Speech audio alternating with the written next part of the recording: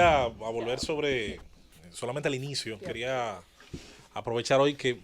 veo realmente la alegría que tuvo mucha gente que se levantó, madrugó, señores, levantarse a las 4 de la mañana por un juego de basquetbol. A usted le tiene que gustar mucho. Fanático. Y increíble la enorme actividad que hubo a esa hora pues en Twitter. Yo quería, como casi siempre hago, desear que algún día nuestro país tenga esas mismas alegrías por los logros de sus médicos, de sus literatos. Si algún día se dieran las condiciones de ser un país donde haya inversión, sobre todo privada, en la investigación, la innovación, que tuviésemos pues el orgullo no solamente de tener buenos deportistas, que lo cual es bastante para mí interesante. De hecho, los atletas, hay que decir, en la Guerra Fría se convirtieron también en un estandarte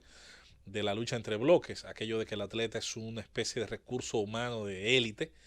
dado que cuesta una enorme inversión en entrenamiento, nutrición, hidratación, entrenamiento, pues se convierte, al igual que sus soldados, científicos y otros profesionales súper especializados, se convierte en un estandarte. Cuando usted va a los Juegos Olímpicos o los Panamericanos o cualquier otro evento de esa dimensión y usted va al medallero, generalmente el medallero le traduce aspectos del IDH, del índice de desarrollo humano de los países que están tanto en América para el caso de los Panamericanos o del mundo para el caso de los Juegos Olímpicos y de otros estándares. Al final, el deporte da sus características, permite milagros, permite ciertamente que se den resultados extraordinarios, muchas veces la lógica cambia, no gana el que más dinero tiene. Si fuera así, Suiza fuera probablemente el país o Luxemburgo con más logros deportivos, si no es el caso. No gana necesariamente el país más poblado del planeta tampoco. Al final se da una combinación de factores en la búsqueda de la calidad. Quizás lo más resaltable, hay que insistir, es que los logros, sobre todo en un deporte de conjunto, que no son tan frecuentes en el deporte dominicano, se den porque estos son los que permiten demostrar que estamos en capacidad de sumar nuestras virtudes, disminuir nuestros defectos individuales, equilibrar la carga y con eso pues multiplicar nuestras capacidades. Eso hace el trabajo en equipo. Hay una expresión que yo sé debe ser muy sincera a título humano, ya cambiando de tema radicalmente, y es la de la señora ministra de la Mujer, Janet Camilo, cuando lamenta pues el caso específicamente de la abogada Anibel González y como otros casos, y hace una apelación que hay que decir, apoyamos en la idea de educar con el criterio de la igualdad, aquel criterio de la igualdad ante la ley, y que viene de una época de la humanidad donde entre la enciclopedia y la ilustración muchos seres humanos estaban avanzando en las ideas y se llegó a esa vindicación no solo a través de la Revolución Francesa, sino también del Acta de Declaración de Independencia de los Estados Unidos y posteriormente de su constitución, la idea de que todos los seres humanos, para no decir hombres, entrar en la discusión del lenguaje inclusivo, pero de que todos los seres humanos nacen iguales. Y por lo tanto, hay una serie de prerrogativas y de libertades que les deben ser iguales a todos los seres humanos. Esa lucha desde mucho antes de esas declaraciones y de esos documentos, y en la parte posterior ni hablar, por lograr que aquello que estaba en tinta sobre el papel se convirtiera en una realidad. Y se convirtiera en una realidad a través de muchas de las luchas humanas, como fueron la abolición de la esclavitud, las leyes relacionadas a los derechos civiles, la supresión de legislación de vocación claramente racial y étnica, como ocurrió hasta hace apenas un par de décadas en la Sudáfrica del apartheid, en la Rodesia, donde hubo también un apartheid, se dice incluso hasta más duro desde el punto de vista legal probablemente que el sudafricano, y donde en Europa, la culta Europa, la vieja Europa, ideas que tenían claramente una inspiración eugenésica, es decir, el diseño a través de algunas ideas heredadas de unos escritores que por chiflados que estuvieran, tuvieron mucha lectoría en el siglo XIX, como Joseph Gobineau, de que habían unas razas superiores a otras por una serie supuestamente de capacidades adquiridas en el nacimiento y no desarrolladas a partir del entorno humano. El tiempo, gracias a Dios, después de muchas luchas y de mucho derramamiento de sangre, logró en gran parte ir extinguiendo estas ideas, irlas disminuyendo, aun cuando las mismas pudieran disfrazarse a través muchas veces de elementos culturales, de los chistes, de una discriminación cada vez que se daba más en términos privados, que se daba más tal vez en algunos aspectos de la vida, en la parte consuetudinaria, e incluso esa. Es bueno que haya una denuncia que exista para disminuir a su mínima expresión este tipo de efectos. Luego está el tema de la visión entre los géneros. Sobre todo en la visión de la mujer como un ente que más allá de que muchos dicen complementa al hombre, algunos lo ven como una especie de ser menor cuya dependencia económica durante siglos y en virtud a la realidad biológica, una menor fuerza física, sobre todo para fines de resistir una agresión de un hombre, además de otros elementos como el trabajo duro, difícil de la maternidad, del mantenimiento del hogar, pues nos lleva culturalmente, generación tras generación, a tener en el tuétano esa cultura machista que, insistimos muchas veces cuando hablamos aquí, hay que desaprender, y desaprender es mucho más difícil que aprender, porque se trata de abandonar lo que nos enseñaron. Curiosamente, a veces una mujer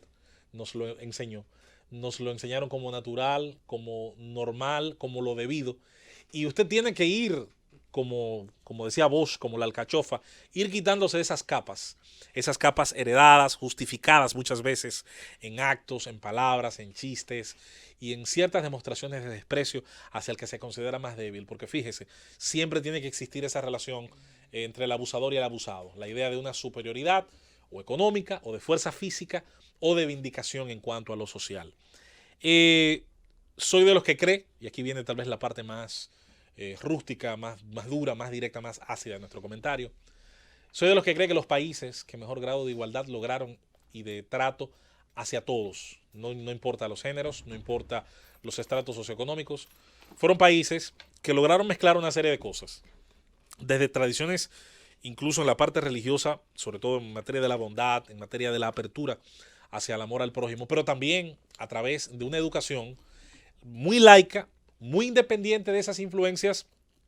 del Estado y la Iglesia, y aun cuando pudieran ser muchas veces protagonizadas por pensadores, no importa si conservadores o liberales, el efecto que terminaron logrando en el resto de la sociedad se ha visto. El primer país donde la mujer votó, por ejemplo, Nueva Zelanda, 1893. Esta sociedad, que siempre he dicho, es un ejemplo extraordinario de la evolución positiva, que comenzó su historia como país en el aspecto moderno como una colonia penal, al igual que el caso australiano, y que terminaron convirtiéndose en sociedades promotoras de las libertades individuales, promotoras de la prosperidad. Y la prosperidad, unida al respeto a las libertades individuales, produce ciudadanos que no son fácilmente engañados, que no son fácilmente manipulados, pero que sobre todo son respetuosos también de las libertades ajenas, no solo de la propia. ¿Y qué es, entre otras cosas, el comportamiento de un macho abusador que no asimila la libertad de su cónyuge o excónyuge? Entre otras cosas que un desconocimiento de las libertades. En ese sentido hay una educación inspirada no solamente en los grandes avances de la ciencia, sino en los avances también de las leyes, que entre otras cosas reflejan estos anteriores, que debe, sin la necesidad de inventar nuevas leyes, sin la necesidad de llegar a veces a excesos que rayan en lo ridículo, no, con esas normativas, cumpliéndolas y sobre todo enseñándolas a una generación que debe ir reduciendo esos niveles de comportamiento, que debe ir entendiendo que aun cuando usted le dé un tiro y se suicide, usted está generando un daño a quienes le sobreviven, sea a sus padres, sea a sus hermanos o, como en este caso, a los hijos que sobreviven a una desgracia como esta. La idea de que hay un legado, de que hay algo, una fama, unos logros, un acumulado de buenas cosas o de malas cosas que sobrevive a la carne y hueso, hace que las personas sean muy cuidadosas con la huella que dejaron durante su paso por esta realidad material que conocemos. Y ahí es donde muy probablemente se diferencia obviamente la actitud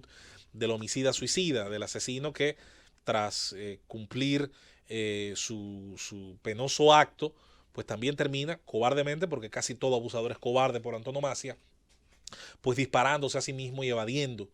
en teoría, las consecuencias de los actos que ha generado. Solamente con mucha educación, con muchísimo esfuerzo en vincular el aprendizaje de ciencias exactas, ciencias aplicadas, pero también de moral, cívica y sobre todo del comprendimiento de las libertades de los individuos, con un enorme esfuerzo de ese tipo, podríamos tal vez llegar a mejorar como sociedad. Siempre digo que en América Latina tenemos que mirar hacia los casos de éxito. ¿Cuáles son las sociedades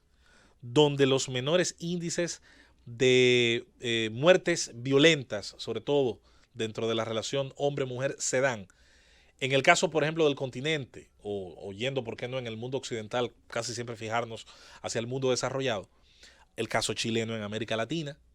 en el caso de los estados europeos, el caso español, curiosamente un país donde hay una gran cultura de denuncia, donde suele fortalecerse mucho el tema relacionado al respeto, sobre todo de la idea de que el cónyuge puede separarse de usted así cuando lo desee. Los números de España, incluso cuando preparaba este comentario, me fijaba para mi sorpresa en número de feminicidios, son inmensamente menores a los países escandinavos. Aunque en los países escandinavos hay algunas explicaciones de por qué ha habido algunos incrementos en los últimos años también de esos números, sobre todo por ciertos grupos migrantes que trasladan consigo todavía esa costumbre patriarcal y la idea de que la mujer es una posesión más. Hay que imitar los casos de éxito, no solamente en el caso de la economía, que nos encanta muchas veces citar, sino también en el tema de crear institucionalidad, pero sobre todo en el caso de formar unos recursos humanos respetuosos, no solo de las consecuencias de ciertos actos que nosotros asociamos de inmediato, nuestra mente asocian como crímenes y como delitos comunes. No, también se trata en el día a día, en lo pequeño. De ahí aquella famosa frase bíblica de ser fiel en lo mínimo para tratar de ser fiel en lo mucho. También en la vida diaria y en los casos relacionados a la violencia, también tiene que ser así. Usted se violenta por cualquier cosa, por ejemplo, en el tránsito, en los desacuerdos que de manera doméstica y que de manera frecuente tiene con otras personas. Bueno, ese puede ser un primer paso a comenzar a controlar la ira, a comenzar a controlar las respuestas violentas, para comenzar una cultura de arbitraje, negociación y acuerdo. Y que estas cosas, sobre todo enseñadas a los más jóvenes, terminen quitándole tanto la normalización que tiene la violencia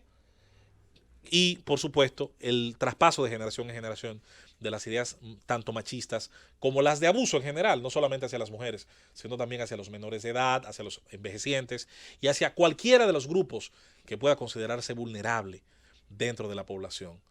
Hay un gran trabajo por hacer. A mí me parece que dentro de ese trabajo sobran algunas instituciones que durante décadas solo han demostrado